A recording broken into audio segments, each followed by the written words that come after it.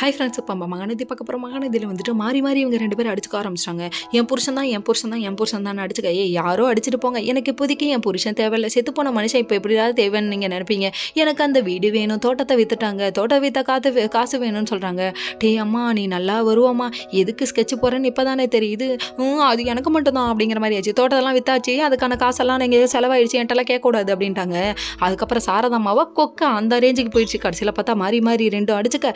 என்னதான் சொல்ல வரீங்க, இப்போ நீ விடுவியா விடமாட்டியான்னு சொல்லி போலீஸ் ஸ்டேஷனில் அவங்க கேட்க ஆரம்பிச்சிட்டாங்க. சார் கேட்டோடனே என்ன சொல்கிறாங்கன்னா, இது குடும்ப பிரச்சனைப்பா, நான் உள்ள நுழைஞ்சேன்னா வேற மாதிரி போயிடும் அப்படின்றாங்க. டேய் கோணிமுக்கு வாயா, நீ அப்பையிலேருந்து இப்படி தாண்டா பண்ணுற அப்படிங்கிற மாதிரி ஆயிடுச்சு ரியாக்ஷனு. அதுக்கப்புறம் இவர் ஒதுங்கி போக, இப்போ தருவியா தரமாட்டியா அப்படிங்கிற ரேஞ்சுக்கு போயிடுச்சு. எப்படி தருவியா தரமாட்டியா அப்படின்னு சொல்லிட்டு இவங்க 2 பேரும் அடிச்சுக்க ஆரம்பிச்சிட்டாங்க. டேய் என்ன தாண்டா சொல்ல வர முடியுவான்னு சொல்லிட்டு வீட்டுக்குள்ளேயே குட்டி போட்ட பூனை மாதிரி உட்காந்து நடந்து பேச ஆரம்பிச்சிட்டாங்க.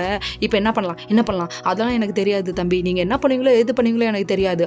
ஆனால் கடைசியில் இதை காவேரி பேரில் மாற்றி ஆகணும்னு விஜய் கிட்ட சொல்லிட்டாங்க.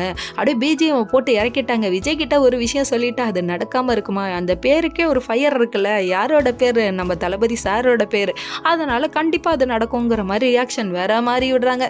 சரி, என்னதான் நடக்குதுன்னு போகிற போக்கில் பார்த்துக்கலான்னு பார்த்தா நம்ம சாரதாமாவுக்கு கோவம் தாங்கலைங்க. உடனே வீட்டுக்காரர் வந்து தப்பு பண்ணிட்டாருன்னே நம்பிருச்சு போல.